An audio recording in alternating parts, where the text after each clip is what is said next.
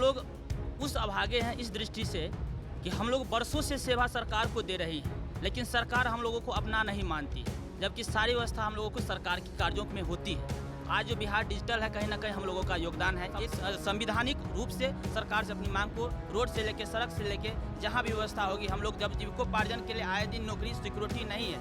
आज हम कार्यालय में काम करते हैं, कल हम कार्यालय में काम नहीं करेंगे। हमारी उम्र ये हो गई है कि अपने बच्चे और जीविकोपार्जन करने के लिए यही नौकरी आश्रित है। जैसे कि हम लोग का विशेष अवकाश बंद कर दिया गया। पहले मिलता था विशेष अवकाश, इस साल 2023 से हम लोग का विशेष अवकाश बंद कर दिया गया। नमस्कार, आप न्यूज फाउंडेशन देख रहे हैं। मैं हूं आपके साथ वंदना।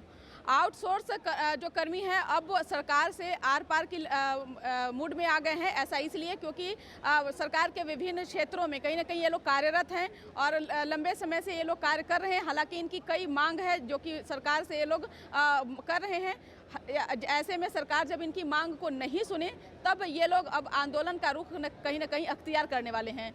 ये कर्मी है जो यहाँ बैठे हुए हैं। बता दें कि काफ़ी संख्या में कालिदास रंगालय में जो है डाटा एंट्री ऑपरेटर जो हैं एक साथ एकजुट हुए हैं और आगे आने वाले समय में कहीं ना कहीं सरकार से उन मुद्दों को जो है कहीं मनवाने की कोशिश करने में जुटे हुए हैं, क्योंकि कहीं ना कहीं ये लोगों का भी पेट का सवाल है। जिस तरह से नई सरकार बनी, नई सरकार से लोगों को काफ़ी उम्मीदें थी, लेकिन कहीं ना कहीं उन सब चीज़ों पर पानी फिरता नजर आ रहा है। कुछ लोगों से बात करने की कोशिश करेंगे।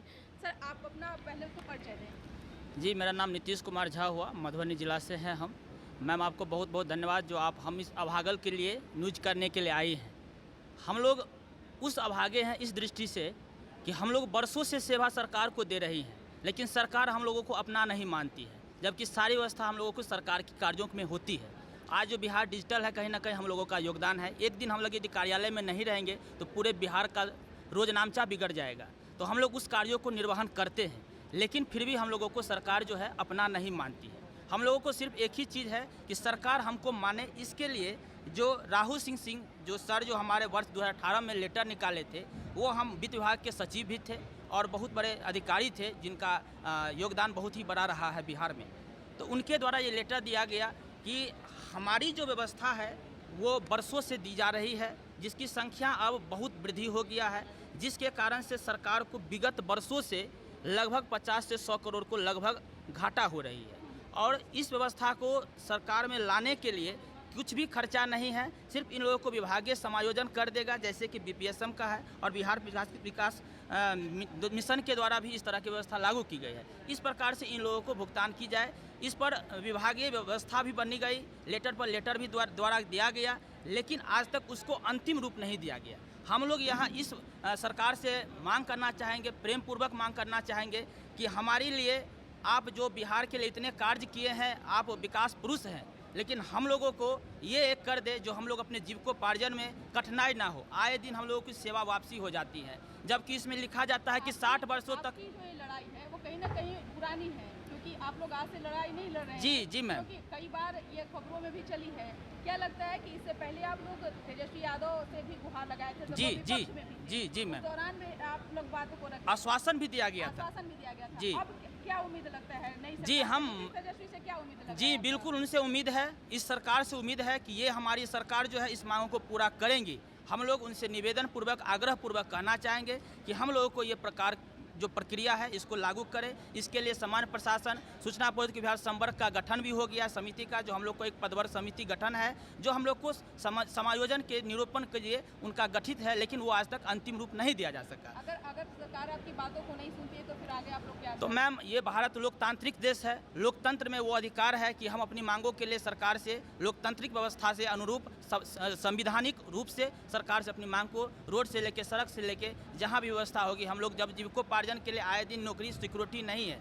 आज हम कार्यालय में काम करते हैं, कल हम कार्यालय में काम नहीं करेंगे। हमारी उम्र ये हो गई है कि अपने बच्चे और जीविकोपार्जन करने के लिए यही नौकरी आश्रित है। यदि हम रोड पर आ जाएंगे तो हमारा क्या होगा?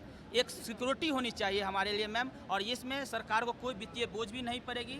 सिर्फ उनको एक पहल करनी है, वो पहल पूर्णतः सारा चीज़ हो भी गया है। बस एक सिग्नेचर की ज़रूरत है, एक आश्वासन की ज़रूरत है। हम लोग का जीविकोपार्जन में कठिनाई नहीं होगी। सर, अब आप लोग अगला स्टैंड क्या ले रहे हैं? अगला स्टैंड हम लोग पहले सरकार को अपना प्रतिवेदन देंगे अपनी मांगों को लेकर, और उस प्रतिवेदन पे अगर सरकार विचार नहीं करती है, उस प्रतिवेदन पे सरकार विचार नहीं करती है तो फिर आगे हम लोग धरना प्रदर्शन फिर जो हो जैसे करना हो, राज्य स्तर पे हो, जिला स्तर पे हो, जहाँ भी हो, जहाँ से आंदोलन की शुरुआत करनी हो, हर जगह हर ज़िले में सारे लोग एग्रेसिव हैं, सारे लोग की त्रस्त हैं इस व्यवस्था से, इस आउटसोर्सिंग की व्यवस्था से, और सारे लोग आज उसी पे मंथन करने के लिए यहाँ उपस्थित हुए हैं कि अगला कार्यक्रम हम लोगों का शीघ्र हो और सरकार के समक्ष हम अपनी मांग रखें। आपको भी ज्ञात है कि झारखंड सरकार ने डाटा एंट्री ऑपरेटर के लिए बहुत ही अच्छा पहल किया है और हम उम्मीद करते हैं नीतीश जी और तेजस्वी जी से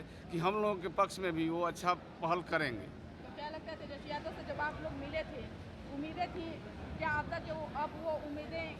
नहीं, अभी भी वो उम्मीदें बरकरार हैं, क्योंकि अभी तक उन्होंने कोई निगेटिव हम लोगों के बारे में नहीं बोला है, बशर्ते कि हम लोग अभी तक उनके पास फिर दोबारा इधर पहुंचे नहीं हैं। अब हम लोग उनके पास पहुंचेंगे और पूरी उम्मीद के साथ पहुंचेंगे कि हमारी मांगें वो लोग पूरी करेंगे। सरकार मैडम, आप महिला की बात नीतीश कुमार हमेशा से करते रहे हैं, फिर आप लोगों की मांग क्यों नहीं सुनी जा रही है? सुनी जाएगी मैम, जरूर सरकार नीतीश जी हमारी बातों को सुनेंगे भी। सुनी जाती तो फिर आप लोगों को एक मंच में आने की क्या आवश्यकता थी? आप लोग तो एक अब सुनेंगे, पहले से भी ऐसा नहीं कि हम लोग के लिए हम लोग के खिलाफ कोई ऐसा कोई नेगेटिविटी सरकार किए हैं, ऐसा नहीं है, लेकिन कुछ बातें हैं जैसे कि हम लोग का विशेष अवकाश बंद कर दिया गया। पहले मिलता था विशेष अवकाश, इस साल 2023 से हम लोग का विशेष अवकाश बंद कर दिया गया, जो कि परमानेंट जिनका जॉब है, जो परमानेंट है महिलाएं, उनको अभी भी चालू है, उनको विशेष अवकाश मिलता है। पर हम लोग जो आउटसोर्सिंग से हैं, यही भेदभाव हम लोग को यहाँ तक इस रास्ते पर लाने के लिए लड़ने पर हम लोग को मजबूर कर रहा है कि आखिर ये भेदभाव क्यों? सुनी जाती है, मानते हैं, तो फिर सुनी जाएगी। ये किस प्रकार से? हम लोग इसके लिए लड़ रहे हैं और ज़रूर हमें उम्मीद है कि इस बार नीतीश सरकार और तेजस्वी जी जो हैं हमारी बातों को सुनेंगे भी और समझेंगे भी, और इस जो हम लोग का जो विशेष अवकाश जो बंद किया कर दिया गया है, हमें उम्मीद है कि वो फिर से इसे लागू करेंगे। आप सुन रहे हैं, समायोजन भी फिर आप लोगों को क्यों ऐसा आवश्यकता आया कि आप लोगों को फिर से धरना आंदोलन हो, या फिर हम लोग शुरू से ही सरकार से लड़ते आ रहे हैं, पहले तो नियोजन के लिए, अब सेवा समायोजन के लिए, और सबसे बड़ी बात ये है कि महिलाओं को आरक्षण मिलता आ रहा है, और महिलाओं को आरक्षण के साथ साथ ये विशेषावकाश खत्म करना सरकार के लिए बहुत ही दुखद, हम लोग के लिए तो बहुत ही दुखद ये न्यूज़ है, बहुत ज़्यादा।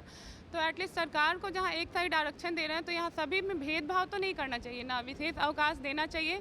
सेवा समायोजन के लिए तो हम सभी यहाँ एकत्रित हैं, वो तो सबसे मेन मुद्दा है। अगर सेवा समायोजन होता है तो उसमें सब कुछ इंक्लूड है। हाँ, वही महिलाओं की बात करती है, तो यहाँ पे हम लोग पे भेदभाव किया जा रहा है ना, सबसे मेन पॉइंट तो ये है। तेजस्वी यादव जब विपक्ष में थे उस दौरान भी आप लोगों ने उनसे मुलाकात हाँ, तो क्या लगा कि उस मुलाकात में ऐसा तो कुछ बात नहीं, अभी तक तो कुछ ऐसा पॉजिटिव ये नहीं आया है। निश्चित है, क्या कुछ कहना था आउटसोर्सिंग कर्मियों का, जिन्होंने अपना वक्तव्य जो है वह उन्होंने रखा है। हालांकि अभी भी सरकार से इनकी उम्मीदें हैं कि सरकार हमारी मांगों को ज़रूर पूरा करेगी। देखने वाली विषय होगी कि महागठबंधन की सरकार से ये लोग जो आस लगाए हुए हैं, क्या इनकी बातों को सुनते हैं या फिर आगे क्या कुछ एक्शन लिया जाता है, या फिर क्या इनको न्याय मिलता है, वो भी हम आप तक जरूर साझा करेंगे। इस पर बस इतना ही, बने रहिए न्यूज़ 4 नेशन के साथ। धन्यवाद।